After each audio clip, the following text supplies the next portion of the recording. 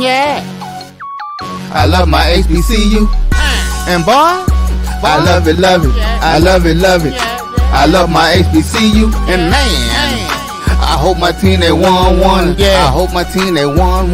Yeah. Man, I hope my team they won. Yeah. I hope my team they won.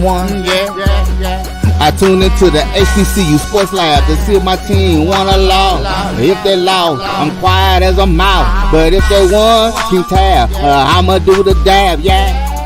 Dr. Cavil, he know what he be talking about. Mike and Charles, they know what they be talking about. They compress the analytic data with the hip hop. If you know them like I know them, they gon' tell you if your team, if they won or lost, and who the ball. So listen to Professor, yes sir, and pay attention, cause he gon' teach a lesson.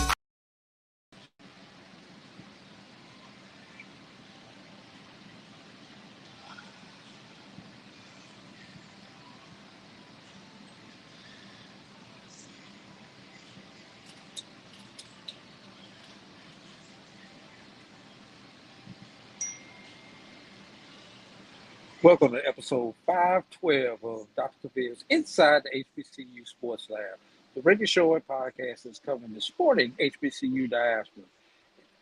All things HBCU sports related for institutions large and small, from the NAIA to NCAA. We share insight and information on the HBCU sports culture and HBCU athletic aesthetics to facilitate the story of HBCU athletic programs and the business of HBCU sports.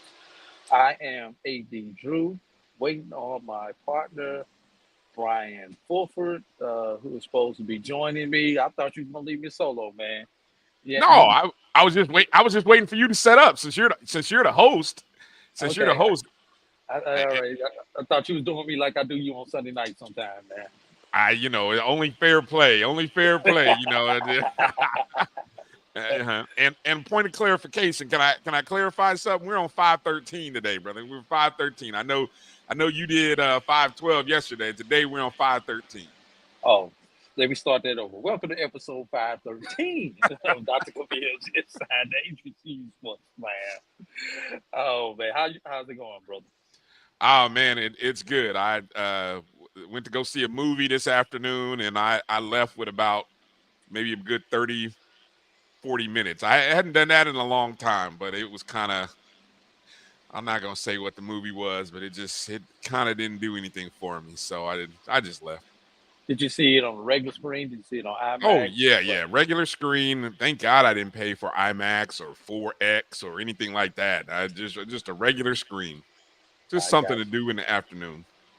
Yeah, well, I am preparing to head to Houston tomorrow for the Minority Baseball Prospects HBCU baseball and softball games over the weekend. So I am in Atlanta right now getting ready to, get myself together so I can fly out at 6:30 in the morning. Woo. God bless you. God bless you. I don't envy. Well, I didn't envy those prices for later flights in the day, so I had to get the most economical flight. Yeah, I will say, given the fact that I just came back from Atlanta and I took a late flight, let me just, obviously when you take the late flight, I think anything after 8 o'clock, you always run the risk of, yes, your flight being delayed. And sure enough, my flight was delayed by about maybe at first it was going to be 4 hours, but then it turned into 3 hours, and thankfully it was only an hour and a half. So, but a lot of time spent in the airport. That's all I'll say. Been there, done that, man. Just one thing, brother. Please tell me you got pre-TSA now. I'm working on it. I don't have it yet. Okay, so because I bought the ticket from, I'll say it, from Frontier Airline, I ended up getting clear for 60 days. Okay. And so I used it, worked out, but I'm not going to pay those prices for clear. I'd rather go ahead and get the pre-TSA check. Man, that's the best $80 that you can spend for like 5 years, brother. Yes. Make the investment. Yes, I'm going to. I had to do some things. I had to, I don't know where my birth certificate and all that stuff is. So heck, I just went and ordered another one. I'm not even Uh, wasting time I trying to thought you was hunt going for to talk about you had to contact the lawyer to handle some things so you could fly. it. No, no. Thankfully, nothing that crazy. Yeah, and that was probably a joke in bad taste because we should not be talking about lawyers and convictions on today's show because we're going to stay non-political If you here know, you on know. I this I section. just I just saw that. I just saw that. So I'm Yeah, like, guess I'll be. I don't know what to watch tonight. My ears may have me on some news networks after the show. I don't know. yeah, That's all I'm gonna say. yeah. All right, getting back. Let me finish the preamble. Oh We are yes, yes, yes, please. we are filming from our home studios. Well, Brian is filming from his home studio. I am, as usual, I'm on the road somewhere in Atlanta, Georgia, with my co-host Brian Fulford. We will have a guest today, Mr. Travis Jerome, currently Jackson State's Director of Athletic Communications. And we are sending a signal live to KCOH 1230 AM studio with the Texas Radio Hall of Famer, Ralph Cooper, in the beautiful home of Texas Southern University from Houston, Texas. Today's episode of Inside the HBCU Sports Lab is sponsored by the THG Agency LLC. THG Agency is a company that provides sporting and educational consulting and data analytics. Uh, Now we got all that out the way, Brian. So, you know, HBCU sports season is over with. Not a whole lot going on, Brian. No, nothing Nah, happening. There is absolutely nothing going on.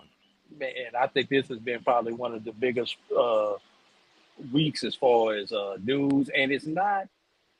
It's a bunch of minor stuff.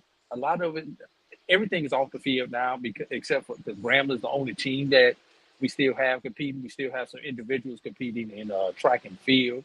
So everything that has come out this week has been off the field. So anything that you want to start with today, Brian? Yeah, definitely here. Give me a second. I was just kind of pulling up my audio stuff. Well, I'll lead with a story that I found kind of interesting. And it has to do with since baseball is the last sport active, I figure I'd start with the news that came out late last night. And I'm reading here from the deltaplexnews.com. UAPB baseball coach Carlos James releases an official statement. The University of Arkansas at Pine Bluff and head coach Carlos James will officially part ways after 14 seasons at the expiration of his current contract. The Pine Bluff native took over the UAP program in 2011 and was named SWAC Coach of the Year in 2013. He led the Golden Lions 3 consecutive first place finishes in the SWAC's West Division from 2014 to 2016. He was instrumental in the building of the Torrey Hunter baseball, softball, and Little League complex, the Simmons Bank Pavilion at Bill Jones Field. That's a lot going on. That's a lot of sponsorships. Look, that's how you do it though. If you get somebody like Torrey Hunter dropping ducats like what he did to help that complex, then yeah, you go ahead and figure that all out. Slap his name ahead of everybody else. Yeah, yeah. James has impacted countless young men in the Golden Lions program, as well as the Pine Bluff community. His influence reaches beyond the baseball diamond, helping develop boys into productive, successful young men. I won't read the entire statement from James, but if you recall, um, an article came out, I want to say, 2 weeks ago? If it's been that long. Yeah, Matter of maybe it fact, was it came out right after the last game of the SWAC regular season. It came correct. Yeah, out within days, maybe like 1 or 2 days that weekend. after the end. Yeah, That weekend on no, it on came out that Sunday. Sunday. It came out That that Sunday. Sunday. Yep. Season Because I ended don't know Saturday. if we talked about it on our show, the Yes, we Sunday did. Sports Wrap. We did. I, Okay. I think we did, and I think my comment was that the tone of his comments in that article were of someone who's fed up, who's Fed up. Yep. frustrated, and it's on its way out the door by choice or not by choice. Right. So that it wasn't a surprise that coming off of that, where I think the article that was one of those articles in which you could tell there was a little work that went in between the actual writer and Coach James, because there was a lot of comparisons to the financing and the budgets of other programs in the Arkansas state. And that's not including the University of Arkansas, because obviously that SEC money is entirely different. But just comparing what UAPB is doing financially for its baseball program compared to I think there was about 2 or 3 other schools: Arkansas Little Rock, Central Arkansas, and another school. And so when you saw all of that, you were just like, wow, the disparity. And I think after 14 seasons, you kind of hit a point where you've done all that you can do. And if your administration, and I don't want to say the administration doesn't want to, maybe they just can't make the kind of financial commitment to improve baseball, then I think Coach James kind of realized that the writing was on the wall. So sad to see. Sad to see. The wall. Yeah, sad to see a good coach. I had the pleasure of meeting him when we, a few years back, and I know our colleague Carlos Brown sings high praises of Coach James anytime his name comes up. So, and I'm sure a lot of other SWAC media people do. So it's a loss for the conference. It's a loss for UAPB, a loss for the young men. But I know, I'm pretty sure that Coach James will definitely stay involved in his hometown community and in the game of baseball. Just where? Don't know. Don't know. There is one HBCU that would know that is starting a program, and they're about a year or two away from that. So maybe they'll consider that'd be Tennessee State. Oh, so maybe that may be a potential landing spot for him. I start the rumor now. I'll speculate for you. If Tennessee State, if Dr. Mickey Allen, I think that's the AD, if he's not on the phone to Coach Carlos James, you're missing out. You have got to make that call. I can't think of anyone finer to restart and grow, rebuild that program. So, I mean, that would be a great name to start with. Yeah. Also, there's another SWAC baseball coach that we've got some unconfirmed reports that may have been let go today. We're not gonna put out the name or the institution until we're able to get a confirmation on that. But there may be another move forthcoming when it comes to SWAC baseball this week. So we just want to put everybody on alert on that. Okay. All right. And is our guest here yet, Brian? He is in the waiting room. So I don't know if you want to go to commercial or drop another nugget. We'll go to commercial, but I do want to give this tease. Since we're talking baseball heavy, after our guest there, Mr. Travis Jerome of Jackson State, I want to kind of get into the what happened with the Negro Leagues. As I've got my Negro League hat on, and what has happened with their records. I think we need to get into that discussion today. But coming up first, Mr. Travis Jerome, award-winning Sports Information Director Travis Jerome. That's Brian. I'm AD. This is Inside HBCU Sports Lab. We'll be right back after this message. If you think all pads are exactly the same, think again. This is Always Ultra Thins reinvented with the Always Triple Protection System. This pad wicks gushes 90% faster, absorbs even more so you can feel dry, and locks odors in.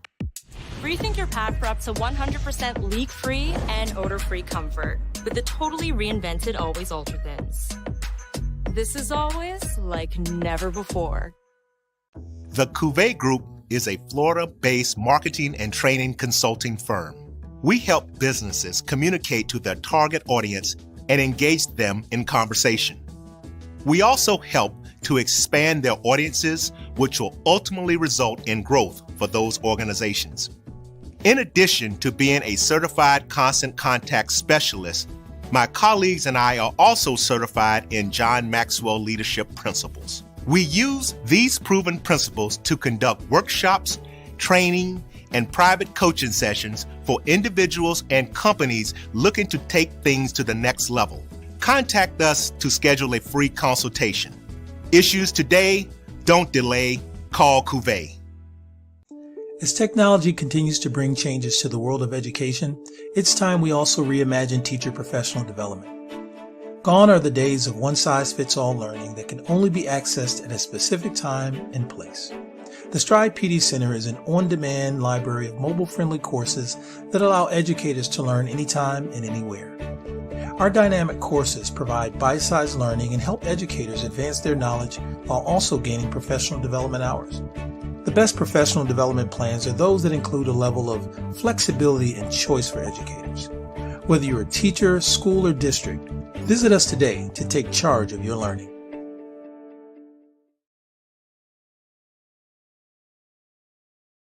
Compress the analytic data with your hip hop. If you know them like I know them, they gon' tell you if your team, if they wanna lose, and who the ball. So listen to Professor, yes sir, and pay attention, cause he gon' teach a lesson.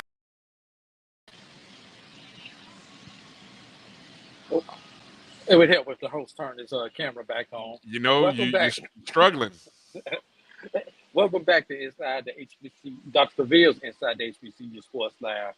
Brian Fulford, AD Drew, and joining us for the interview is Mr. Travis Jerome. The Brian, you weren't there in the for most of the tournament. You know, since we're talking about courts and everything, when Travis Jerome walked in the room, everyone said, "All rise." Henceforth, the Honorable Travis Jerome has entered the room. I noticed that. I noticed that. My brother Travis, what's going on, man? Hey, what's up, guys? First of all, let me apologize. You're going to hear a lot of traffic going by. I got a dog and a daughter in my car, so I had to step outside to do the call. We hit a little snap. I'm coming back from Mobile, so I had to step outside to make the call. But you're going to hear some traffic going by, but, glad to be here. Well, I appreciate you joining us while you were on the road there, Travis, heading back to Jackson. So I'll just start off with the reason why I made the text to you today, and I'm so excited to talk to you, is the news that I got on my Twitter yesterday on the Twitter machine, the X machine, or whatever we want to call it, and it says college sports communicators membership approve a slate of 24-25 executive board directors at the annual virtual business meeting, and this was on yesterday. And lo and behold, when I look at the executive board, I see a representative of an HBCU, and then I realize it's my friend Travis Jerome. So congratulations there, my brother. Just kind of talk about what the position is and how important it is, because I understand it as a member of college sports communicators, but most people do not even know this organization exists outside of those of us who are in the profession. Yeah, no, and I appreciate it. To be real honest with you, the post that went out on our website and went out on Jackson State social media was not of my doing. I didn't want that. Didn't really care for the attention. That in itself was a representation of Jackson State. But for me, if you know who I am personally, you know that I don't brag a lot. I don't talk a lot. I'm humbled. I'm grateful. Those are all some words that came to my mind. If you look at my personal Twitter account, that's me. That was get a chance to stand beside our leaders and our organization. It's not just HBCUs. It's not just NAI. It's every college sports communicator across the country that goes graphics, that goes video, that goes every and put in for their office. So 4,000 members strong communicators. It's proud, grateful, and honored, blessed to be from Jackson State to be Fort St. Jefferson was the first. But it's like I told my direct report at Jackson State. At least well, we talked. Hey, Travis. Travis, I don't mean to cut you off, but you're kind of going in and out. I don't know if you can bring the phone a little bit closer to you. Yeah, is that better? That's Yes. much better. Yes. All right. And I told my boss, my direct report, AD Wells. I told her at the time, I was like, I said, I may not be what everybody thinks about when they look at an HBCU representing. I said, but it gives us a voice, and I'll be able to represent Jackson State because it's not about me. It's about the school that attached to my name. So, for those people that don't know what the organization is, it's the communications professionals from each school, and they join the organization, and they're awarded benefits and everything else.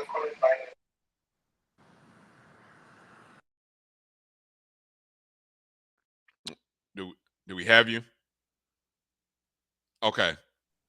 I don't know. I see everybody. I don't know. Drew got caught up in this. You were saying that I think we kind of lost you there in some surround noise. You had said that no, I don't think it was you, but the organization's goal is what again?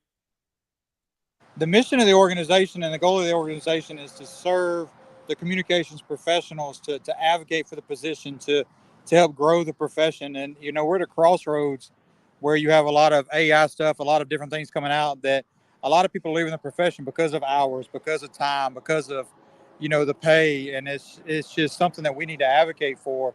And and that's our profession is a lost art. People forget that we write, we do stats, we do a lot of different things. We don't just sit around and do stuff on game day. So I know I know a few SIDs, as I like to call them, just a few, and I know the tireless work that is done. And and when I have these conversations, I always find it interesting that some athletic administrations, even at the HBCU level, Division One, Division Two, even, um, don't seem to value that office or position the same. What's the bigger challenge for SIDs? And I know the titles vary, but I'm old school, so I always call them sports information directors. So I know some of you guys are assistant VPs, so I don't mean to besmirch anybody's title, but I always go down to SID. I keep it old school. But is the challenge uh, working with or getting your athletic directors to understand the value, or is it the presidents, meaning their boss? I mean, what is the biggest challenge that you find, or that this organization tries to advocate for, or has to work with? It's advocating. I'll let this 18-wheeler pass. It's advocating for, and Drew, you know where I'm at. If I tell you I'm right outside of Uniontown, you'll know where all this traffic's going by. So, which is why I stopped. So, if it's Because you wouldn't have had a signal too much longer. you have to advocate for yourself and advocate for your position with your direct report, which could be an assistant VP, which could be an assistant AD, which could be the AD. But you got to let those folks, you got to let the people in the lead positions understand what your role is. And our role is to promote student athletes. Well, if we're not a member of the organization, we can't promote our student athletes. We can't nominate, vote, anything for academic All-American, which is the highest academic honor you can get. And there's different things that come along with it. You can nominate and vote for athletic director of the year, but if you're not a member of the organization, you can't do it. But we talk about it every day. You have to advocate for yourself. We talk about wanting a seat at the table. You got to go in and tell these people, whoever your boss is, how important am I? If I go away, who's going to promote your student athletes? If this position goes away, who's going to promote your student athletes? I've been lucky. Every institution I've been at, every athletic director understands what I do and what the role is. I've been really fortunate since I got to Jackson State. I've been there 2.5 months. I think I've been on the road more representing Jackson State than I've been in my office. And I'll add to that, since I am in the profession also, Brian. Having a athletic director and a president who is forward thinking, who is not thinking. This is not 1970s athletics. This is not 1980s athletics. This job has changed. I remember when I met Travis, a little bit over a decade ago, when he was at Tuskegee, and I was one of those people who he hired out to help him with some of the tasks that he needed to do. Little did I know I was going to wind up getting into this business full time at that point in time. And even back then, there was very little social media going on. There were, graphics were few and far. At that point in time, it was stats and recaps, and things were starting to evolve. You still had paper, uh, game programs and things like that. Now, everything is digital, which is a good bad thing. But you still got people who want stuff in paper, want stuff in hand. Now everything's social media. You got to have a graphic for everything nowadays. And if you don't have a graphic to support a story that's going out, your story would not get read nowadays. And people like Travis and myself understand this changing dynamic and what it brings with the hours and additional resources that we need. But when the people who approve your budgets or who approve you getting additional help don't understand this and don't understand the fact that you know you, it's hard to be the man doing the stats when you've got everything else to do. They've got to allow you to outsource that or allow you to give that to somebody else in the department so that you can troubleshoot and put out fires and everything. And Travis will probably agree with most of the stuff that I've just said. Yeah, you have to evolve. Things have changed. I've learned along the way. I was the stubborn, hard-headed guy when I first started this thing and thought I could do everything myself. The last 6-7 years, I figured it out that I need to surround myself with some really good people that know what they're doing, that are smarter at what they do than I am, or that I think that I am. So you just have to continue to do that and continue to bring yourself and not be the smartest person in the room. Surround yourself with good people. And that's what we're doing at Jackson State. We're laying the groundwork now for what we're going to do next fall, not the fall of 24, but the fall of 25. And then once we get to the fall of 24, we're going to go to the fall of 26. So you just have to evolve. And my saying is what I've used, and I got this from Jess Poole: get 1% better every day, and you'll figure it out. Great strategy. Great reminder. Yeah, great point. Travis, quickly before we let you go, Travis, give us an update on the things at Jackson State. What can we expect in the? I guess we're starting to look for a 24-25 academic year now. Well, considering I just left Mobile from the Gulf Coast Challenge press conference. You're on mute. No, he's good. Considering I just left Mobile for the Gulf Coast Challenge press conference, football will be good in football again. Obviously, people are always going to look at Jackson State as being one of the measuring sticks in the East, along with FAM. The East Division is going to be tough. Volleyball, we've got a new head coach, so expect us to continue to do what we've done because Marcus was on staff with Rose before she retired. Soccer, a challenge again. We're gonna be near the top of everything in the conference, I think. But just things coming down the pipeline from what you can look forward from our end. If you followed anything we've put out the last, 2 weeks, month since Margaret Richards got there, we've changed the look of our brand athletically on social. We just put something out today about our game update with ULM. That's our new look. We've got some other things coming down the pipe. We're going to operate Jackson, and I'll just say it like this: Jackson State's sports media department, communications department, whatever how you call it, is going to operate in an FBS Group of 5, Power 5 style office. We're going to have that kind of staff with student workers. We're going to bring people in that are smarter than I am at the things that we do: streaming, graphics, different things. We're going to bring a third person in on our full-time staff. So we're about to ramp everything up we do. But we're going to continue to represent Jackson State, the I Love brand, to the best possible way that we can. Like I said, I've had the privilege and the luxury of representing Jackson State for the last 2 months at various things, the NCAA Inclusion Forum, being a panelist, moderating a panel at NACTA. We've got several other members of our staff moderating panels at NACTA. So we're going to continue to promote the brand. The block will be there. I have slowly learned that there are certain things that our alumni base looks for. So we make sure we hit those things with our alumni base, but we're just going to continue to push forward, to promote and put our student athletes out there the best we can, because at the end of the day, that's what we're here for. They're the product that's on the field, on the courts, wherever they may be. And I look forward to watching all of our student athletes compete at a high level. And it starts at the top. President Thompson, it starts at the top with our president and with our athletic director, Ashley Robinson. I mean, he's gotten, if you follow us, you've seen Ashley's gotten 2 awards in the last month. And it makes you push harder as an administrator, as a coach, as a student athlete, to keep up with your AD. You want to keep up with your AD. He's winning awards. You want to be the same. You want to be in that same category that he is. And a lot of that push came from looking at him, looking at his leadership. That's the reason that, I'm lucky enough to have grabbed a spot to serve on the executive board with CSC. And, I look forward to the next 2 years of doing it.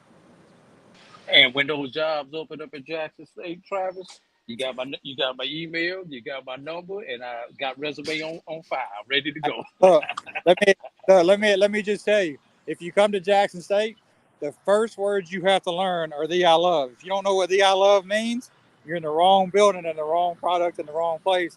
And then every speech you give that you have to give for football, like I did today, and I'll go ahead and put this out there. I told the people in Mobile, I was like, we're coming, the boom is coming. And I said, well, I know we feel the vet. We're going to make live peoples, hopefully, Jackson East or Jackson Southeast, however you want to look at it. Hey, that's what it's all about. That's what you're supposed to do for your university and the institution that you work for. Promote the hell out of it. That's what you get paid to do, my brother. Yeah, that's what our job is. And if our student athletes weren't here, we wouldn't have that job. Exactly. Well, you do it well, Travis. I don't know. If that happens, I may have to be looking for a new co-host on Sundays. Drew. Some things I can put up with Drew. I don't know. If Drew starts, I get into enough battles with enough Jackson State people. I love them all, but boy, now Drew, I ain't gonna. I want him to get a job, but man, I tell you, boy, that would be a tough pill to swallow. Drew, when he puts that fam shirt on, first thing you do is just say, hey, the I love or bleed the blue. Oh, my God. And I can't wait to come to Jackson in October, Travis. I'm looking forward to it. My first trip. So, I look forward to it. I can't wait to see you in your home turf, doing what you do. Jackson is home now, and that's what, hang on. Jackson is home now, and it will be considered home. So everybody in Jackson can relax. I'm not going anywhere. I am fully entrenched. My feet are planted. This is it. This is the last stop. I've done this too long. I'm getting too old. I've got a sophomore in high school. I'm done. This is it. So everybody in Jackson can relax and say, how long are you going to be there? Until I can't walk anymore. Breaking news. Travis Jerome, he's staying in Jackson as long as Jackson will have him. There you go. Breaking news. I love it. So we appreciate you, Travis. I appreciate y'all. Sorry about all the noise going by, man. It's just been one of those kind of days. It's all good. I appreciate you coming on for us at the last moment. Safe travels back to Jackson. And Brian, dare I say it, the I love. Good seeing you, Travis. It's good seeing you. That's all I say. Y'all have a good one, man. Hey, you too. All right. And with that, Brian may be going to get the belt while we're on this next commercial break and sending the belt my direction. So I'm gonna let you go find that belt, Brian. I know I deserve one right now. You're watching Dr. Cavil's Inside the HBCU Sports Lab. AD Drew with Brian Fulton. We'll be right back.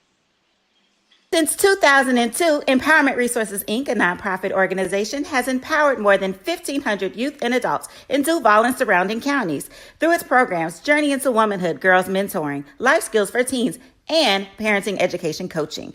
To get involved with programs, volunteer, or donate, visit www.empowermentresourcesinc.org. Follow us on social media, facebook.com/empowerment.resources and Instagram.com/empowermentJAX. The human voice has always connected audiences with experiences. Major brands all across America have trusted Kever's voice time and time again. Conversational, powerhouse, intelligent, and sincere. That's the voice you need for your creative marketing process. KeaversVoice.com. Kever's Voice, Kever's Voice, KeversVoice.com. Always on, all the time. Nope. Nope. Come on, him? Ooh, I like him.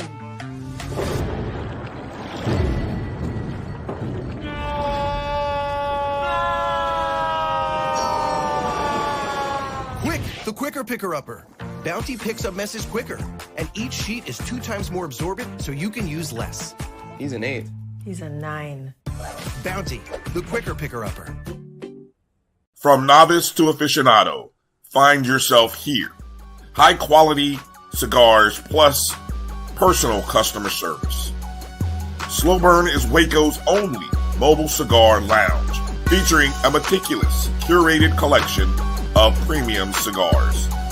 Visit our website, www.slowburnwaco.com. That's www.slowburnwaco.com.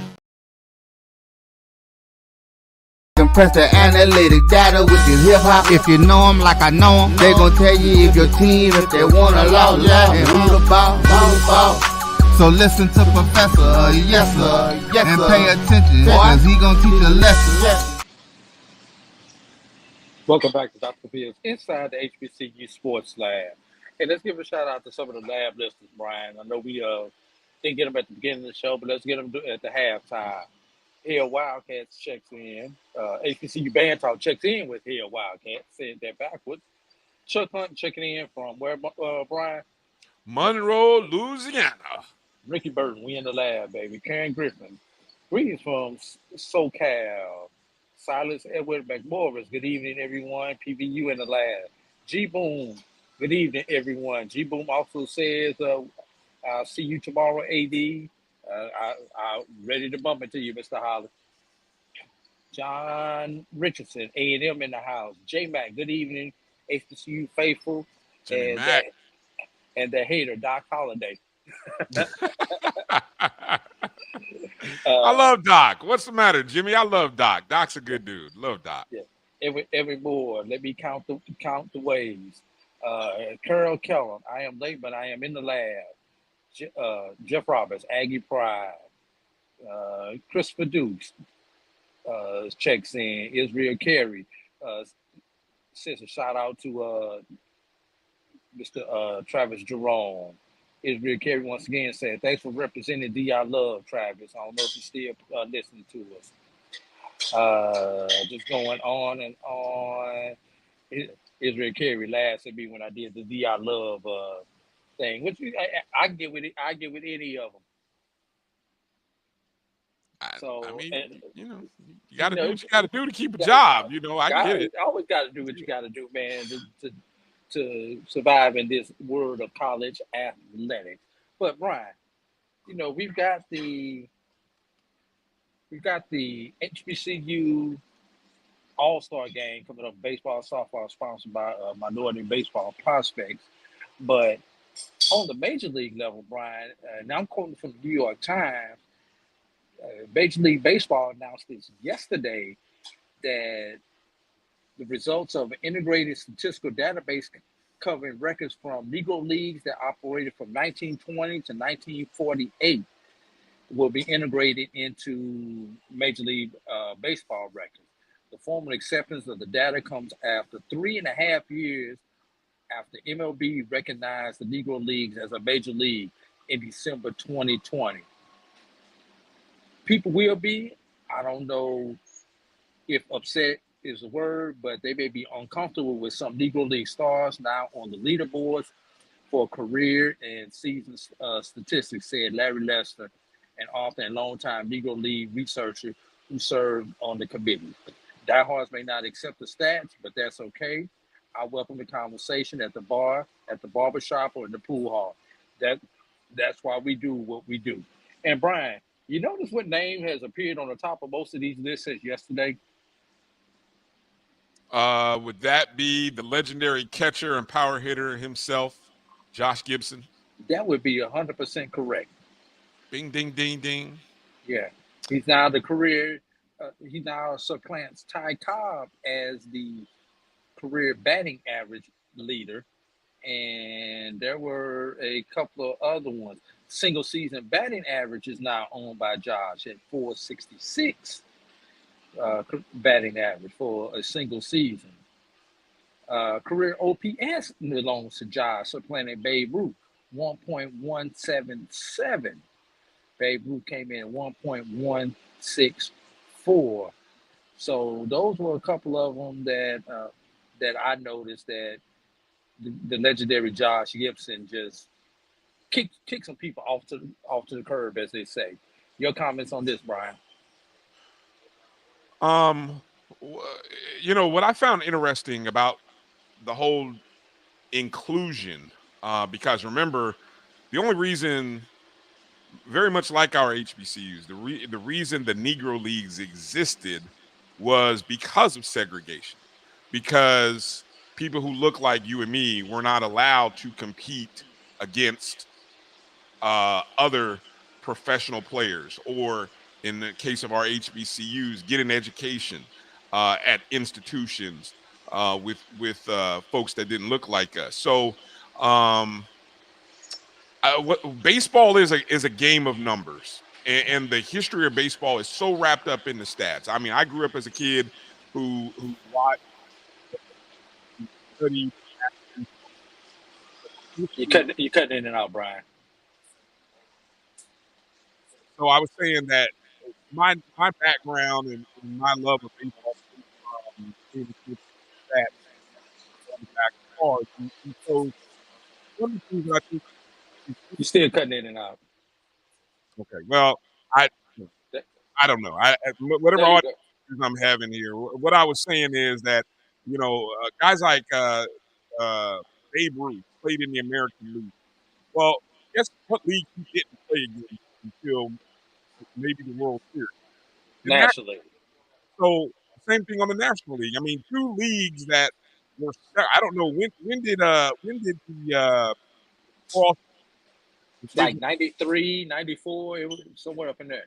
Yeah, so for 60 to 70 years, American League and over 100 years. Well, yeah, about 90 okay, years. over. So yeah, there were two separate leagues. So the inclusion of the Negro Leagues should not be a shock to anybody, and anybody who has issue with it, all you got to tell them is, well, hey, Babe Ruth got his stats against only American League. I mean, he didn't do a lot against National League, and there were National League guys who got numbers solely against National League guys. And the games against the National League were considered exhibitions, such as the All-Star game or World Series stats did not count as far as career stats.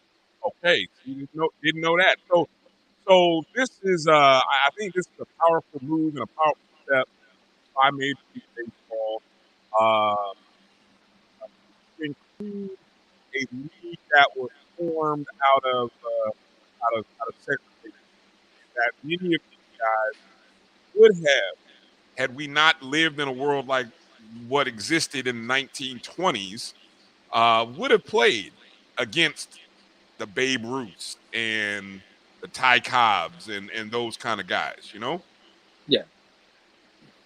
So I think it's a good thing. It's a positive thing, and look and look, we later in life, what do we have? We got eras in baseball that are marked by scandals and steroid PEDs. I mean, so look, the game is still the game. The game has survived. It will continue to strive, and I think hopefully what it does is it encourages more young people to find out about the history of the game as they enjoy the current players. Yeah. Can you put up the comment by Edward Silas McMorris? Brian, his last comment. Yeah, I could think of two off the top of my head. Yeah, Buck O'Neil, who was a Hall of Famer, played at Edward Waters, and Larry Doby played at either Virginia State or Virginia Union, before he went on to play in the Negro Leagues and then play for the Cleveland Indians, becoming the first African American in the American League. Those are just two Hall of Famers that I can think of who came from HBCUs, and I know there are many more, but those just the two off the top of my head. Are there any more that you can think of? You There, know, Brian? not really. You know, my source for the first place that I would start when I have questions like that would be Black College Nines. Maybe we need to Um, get Jay on to talk about the significance of this one show. See if we can get yeah, him on. See if we can get him on the sports wrap on Sunday. yeah, I think they do a great job of highlighting the past and while also focusing on the current. And so I know a lot of that historical stuff can be found through their site, and I believe that's. Let me make sure I got the web. Is it HBCU? I know I know the Twitter No, the handle. Twitter handle is HBCU Nines, but the website is blackcollegenines.com. BlackCollegeNines.com. Right. So Yeah. I would encourage, as they say, preserving the legacy of historically Black college and university baseball. So, the one place for all your HBCU baseball scores. So, I think that'd be a great place to start with your historical questions. Yes, and I'm like you, Chuck Hunt. I have been to. That's where this hat came from. Was from the Negro League Museum in Kansas City, Missouri. I picked this up a couple of years ago, and there are many other. The one I still have to visit is the one in Birmingham, the Southern. It's called the Southern Negro League Museum or something like that in Birmingham. I've yet to visit that one. That's on my bucket list. Hopefully, I will have time during SWAC Media Day to get down there. Hopefully, get there a day early or stay an extra day this year so I can get to that museum down there this year. So, but anytime you get an opportunity to go visit these Negro League museums and pick up some history, if you're a museum buff like me, definitely do it. Hey, Brian, this is what we're going to do. We're going to take our final break of the day, and then we're going to come back with our final news and notes and our parting shots. You are watching Dr. Cavil's Inside the HBCU Sports Lab. This is AD. That's Brian. We'll be right back. Itchy, squirmy, scratchy, family not getting clean? Get Charmin Ultra Strong. Go get 'em. It just cleans better. With a diamond weave texture, your family can use less while still getting clean. Goodbye, itchy squirm. Hello, cream bottom. We all go. Why not enjoy the go with Charmin? At Hampton Law, our primary goal is to provide non-traditional yet effective solutions and redefine the approach to client legal concerns. As your trusted legal advisor, we believe in sophisticated, personalized services that eliminate the confusion and complexity sometimes associated with legal matters. Our high standard for client care and concern, coupled with our extensive legal knowledge and skills, make Hampton Law a resource focused on the protection of the client's interest and overall goals. We value our clients and truly enjoy working with them. Visit thamptonlaw.com to conveniently schedule an appointment online. Tamika Hampton Esquire, 1631 Rock Springs Road, Suite 336, Apopka, Florida, 407-494-1471. thamptonlaw.com. Nope.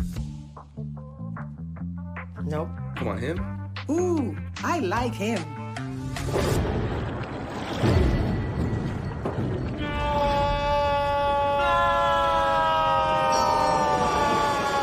Quick, the quicker picker-upper. Bounty picks up messes quicker, and each sheet is 2 times more absorbent so you can use less. He's an 8. He's a 9. Bounty, the quicker picker-upper. From compress the analytic data with your hip hop. If you know them like I know them, they gon' tell you if your team, if they wanna lose, and who the ball. So listen to Professor, yes sir, and pay attention, cause he gon' teach a lesson. We're back for our final segment on Dr. Cavil's Inside the HBCU Sports Lab. AD Drew here with Brian Fulford. Brian, I'm waiting to the last segment to say this is actually a sports rap takeover of the lab, man. Yeah, when we come in the lab, we have to get into our points a lot faster, and we can't be pontificating longer than what we might normally do in our show. So it's kind of refreshing. It's a reminder that we are capable of doing a show in an hour. It's Yeah, possible. It's possible, Drew. Every show doesn't have to be a be be an 3 hours. all night marathon. I mean, I enjoy the hell out of it, but sometimes it is nicer to be in and out in an hour. Yeah. All right, so let's get into our last couple of stories. I've got two more stories that I wanted to cover today, Brian. Actually, it's three stories, but I'm gonna roll it into two. Can First I one, go before ahead. hold on, Drew? But because I feel like I want to. I know you may not mention this, and I know I saw G Boom kind of mention it in the chats. And since we just finished talking about baseball and we just finished talking about Black College Nines, do you mind if I, because this just came out, the final Black College Nines top 10 baseball poll? Can I drop that? Sure, and before you drop it, Brian, I really it's gonna be interesting. Do the voters vote Jackson State won, despite the fact that they finished second in the conference, but they won the tournament? That's my first question, and I have not seen this poll. Okay. Excuse me, I said Jackson State. I meant to say Grambling State. I meant to say Grambling State. I was gonna say, Okay. I was like, Yeah. man, you got Yeah. Jackson State on the brain. See what No. happens? See what happens? Yeah. There you go. Okay. Is Grambling State one? Is Jackson State two because they were the runner up in the tournament, or is FAMU number two because they had the best record in the SWAC during the regular season? So, and then are we gonna have of that top five, Ryan? Or four of those going to be from the SWAC East? Those are the three questions that I have before you Okay. as you get into the poll. All right. So let me give I'll start at 10. Number 10, Delaware State University. No surprise. Number 9, Southern University. It's, no shocker. Number 8, North Carolina A&T University out of the CAA. Maybe could have been a little higher. Number 7, Prairie View A&M. And Prairie View was the number three. Correct. The Number three ranking 6th, Texas Southern University. I would have flipped those two. Let's just stop right there. The last five. I would flip Prairie View and Texas Southern. I did flip those two on my vote. And as a matter of fact, Didn't Texas Southern beat Prairie View and eliminate Prairie View from the tournament? No, other way around. Texas Southern was two at barbecue. No, I don't think you're right about that. Texas Southern was two at barbecue. Prairie View is the one who went. Prairie View had the extra day. Texas Southern was two at barbecue. Okay, I could have sworn Texas Southern had beaten them in that contest, but okay, I stand corrected. Texas Southern was two at barbecue, and also, I because of that poor showing by Texas Southern, I actually had A&T ahead of Texas Southern on my ballot. Ooh, wow, that's brutal.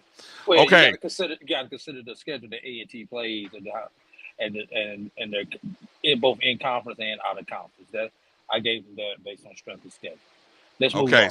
So here we go to the top 5, and I think obviously if you do the math, one of your questions has already been answered. Right. So number 5. 4 to 5 are from the SWAC East. Number 5, Alabama State University. That's fair. Number 4, Bethune-Cookman University. Number 3. All right, here's where it gets interesting. Florida A&M University. Number 2 is Jackson State University, which makes number 1 the new HBCU Large School Division National Champions, as presented by Guardian Baseball and Black College Nines. That'd be the Grambling State University Tigers.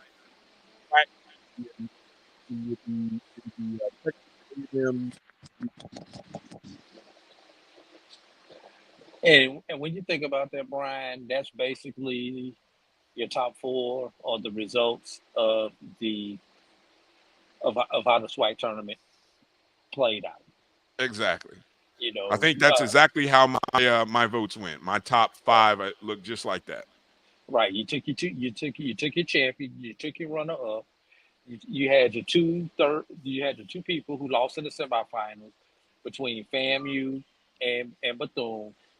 Although Bethune had the regular season head to head, FAMU had the better regular season overall. There can be an argument for placing Bethune ahead of FAM when you consider what they did outside the conference compared to Florida A&M as far as the victories. But Florida A&M did have one of the toughest non-conference schedules in the nation.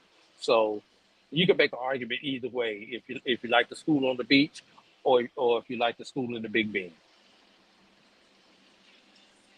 All right. What else do we have? What else? What other stories do you have, Drew?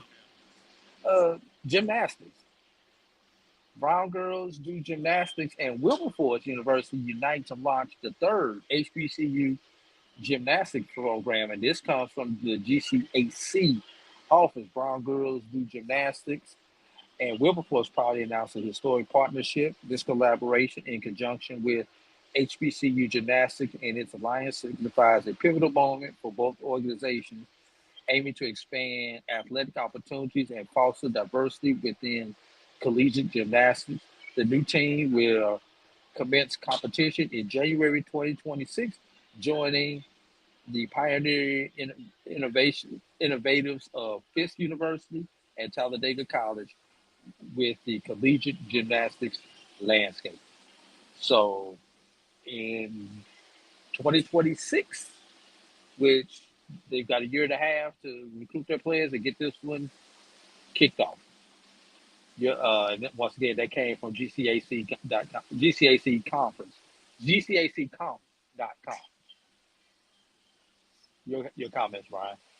I can't wait for that tri meet in 2026 featuring Fisk, Talladega, and Wilberforce. Whoever is hosting that hopefully will be a well attended event. That will be a historic event. I don't know for sure. Did Fisk and Talladega, other than nationals, did they compete against each other in a meet during the season this past year?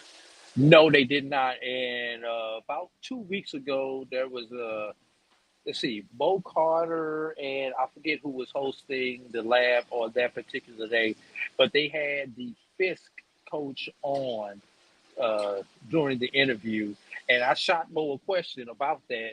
Uh, when will we see a duel meet between Talladega and Fisk? And they point blank they said because it would not count towards the standings that the chances of them doing a dual meet would be slim to none because of the cost associated with just putting on a meet. It makes no sense for them financially right now to put on a meet if it doesn't count. Although they would love to compete, the finances are not there right now for them to do a meet that they cannot get any points towards towards the national standings. Right. And it would probably be the same thing when Wilberforce comes in, that uh, they probably will, even though we would love to see that in Nashville. It's the perfect. Nashville is right there in the middle. It's a good city. People can fly in and out of Nashville to get to this historic meet where the three of them come together. But I think due to finances and with the scores not being able to count, unless somebody sponsors this specific event, it Oh, there should be will not happen. sponsors. But we need to start working right now to try to get the sponsorship Yes. for this historic event. So even though if the scores do not count, that it will not be a financial burden on these. Even if it's an exhibition, even if it's an exhibition at the beginning of the season, I think something like that has to happen. That would be a great start for the Wilberforce program. And yes, I love the location that you suggested, Nashville. It's a place that people would fly into and would enjoy the city. And then I think also you have a great opportunity there from a sponsorship level to maybe find some potential sponsors as well. Yeah.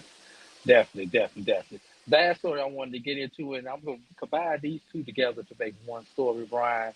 On yesterday, it came out, there was an article that came out about the CFP and the NFL taking over the window where you used to have the FCS, a lot of FCS playoff games during that first weekend, during that weekend, the third weekend in December, along with the Celebration Bowl and the opening of bowl season, is now they're going to be playing the CFP playoffs on that particular weekend.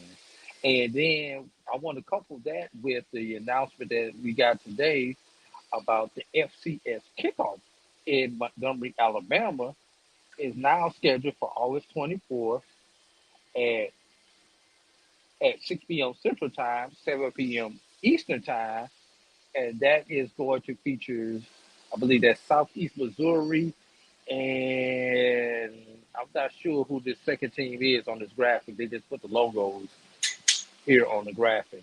But anyway, Northern Alabama. That's who it Yeah, is. I was going to say that looks Northern Alabama. familiar. I thought Yeah, it was a school in Alabama. Yeah. yeah, Northern, and that will be held in Montgomery. But my point with bringing that up is that that will be head to head with the Cricket BX Swag Challenge. So with that, just your comments and ladies and gentlemen, we'll get deeper into this on Sunday show, Brian.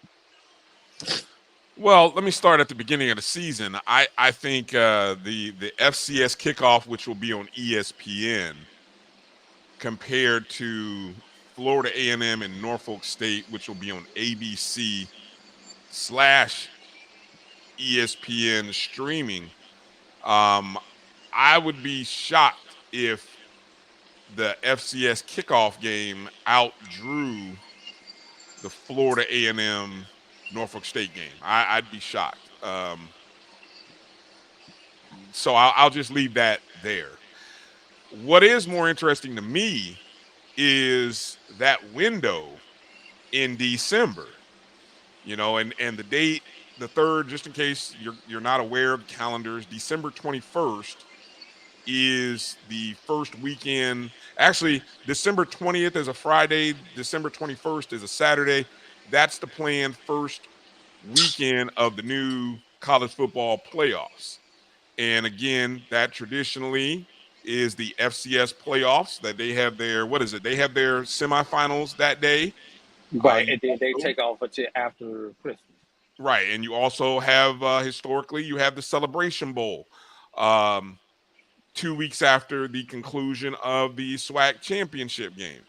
So the question is, what do you do with that bowl? Obviously, the 21st is 4 days away from Christmas.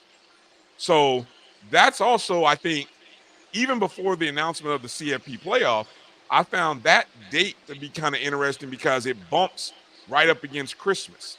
So your challenge is, if you move the game off of the 21st, where would you move it to? And I'm not talking location. I'm talking what date would you move it to? Would you move it up, even if maybe it were a midweek, or would you move it after? And of course, a lot of bowl games are played during the midweeks. Would the following weekend, which is after Christmas, be an option? Now that you start bumping into other smaller bowls. So it'll be interesting to kind of see what direction Mr. John Grant and that planning committee goes with. Oh, you forgot another option. Can they do what FCS playoffs do and just bump it to after the holiday altogether? Because the FCS championship game is not until the new year. There's almost a 3 week window between that. So, which I That's don't, that's intriguing. That's an intriguing option as well. yeah. But I mean, the solution that I would go for is get rid of the bye week after the SWAC championship game Mm. and Mm. go to Saturday after that. Yeah, that's interesting. You'd have But I know just listening to could could the SWAC school that wins the championship, how quickly could they turn around? There would have to be a lot of preparation done in almost like anybody who has a shot at going to the Celebration Bowl would really have to probably start preparing their fans 2 months out to kind of say, hey, fan base, if we do get to the Celebration Bowl, these are the dates. These are the kind of things that you need to be prepared for, because if we host or win a SWAC championship game, the next week goes instantly into, hey, get your flights and get your plans ready to get on the road if it were to move up. Brian, you don't think them people already been doing that? We was doing that in October when we was in Tallahassee. All those folks with all those years in Alcorn were doing that in mid October into November. So you don't think the people in Jackson were making their plans in October and or in early November to be in Atlanta? See, here's the key, Brian. As long as the SWAC championship game is hosted by the team with the better record, the team that's at home has won every SWAC championship game since they moved it on campus. So that fan base needs to go ahead and make their preparations, because the chances of them getting there have been 100% up until this point. Now, sooner or later, somebody's going to break through. But until then, Right. yeah, the visiting team needs to hedge their bet. But until then, or until we get two teams that come in even, with identical records, and somebody gets that home field because of a tiebreak or something like that, I don't see it happen. So, yeah. And then for the MEAC, MEAC's already been off 4 weeks. Who needs 4 weeks off, Brian? Yeah, that's interesting right there. That I mean, cuts the MEAC down to 3 weeks. You really don't need to buy, because when you think about it, everybody has the bye going into the SWAC championship game except for 3 teams. That being Southern, Grambling, and Alabama State. And hell, even Alabama State gets those 2 extra days because they play on that Thursday versus Southern and Grambling, who play on the Saturday before the SWAC championship game. So long as one of those 2 teams comes in there, it's not a start, stop like it is for the other 9 teams in the conference. I wonder if the MEAC would start if because of this move, would the MEAC consider or even start to maybe expand their schedule? You know what I'm saying? Like bump back so basically the last game is a week later, which essentially would be after Thanksgiving. I think as long as they have the ability to send teams to the FCS playoffs, it logistically doesn't make sense. Because you're gonna get another year when you get a Central that loses that one game, but it's still good enough to go to the playoffs. It's gonna happen again, Brian. Okay. So we'll leave that right there. We'll pick that up on this Sunday and go a little bit deeper into it. Thank you for listening to Inside the HBCU Sports Lab. Make sure to share our podcast with your friends and colleagues. I am AD Drew, along with my co-host Brian Fulford, coming to you from inside the lab in the College of HBCU Sports. Again, we thank you for listening to Dr. Cavil's Inside the HBCU Sports Lab every Tuesday and Thursday at 7 o'clock Eastern, 6 o'clock Central. We look forward to next week as we will discuss the latest news in the lab. Make sure you check Brian and myself out. I should be back from Houston by the time our show gets in, Brian. As long as my flight is not delayed, I should make it back to my home studio. But we know how they go. Well, it just wouldn't be right if I'm not on the road on the Sunday right now, it seems like, man. Yeah. Follow Dr. Cavil on Twitter, Facebook, and Instagram, Inside the HBCU Sports Lab 1. On Facebook, Inside the HBCU Sports Lab on YouTube. Dream big, continue to move forward. See you in Houston if you're there for the minority baseball prospects, softball, and baseball all-star game. We will talk with you soon. Brian. Course. Lecture. Dismissed. We'll see y'all. Travel light.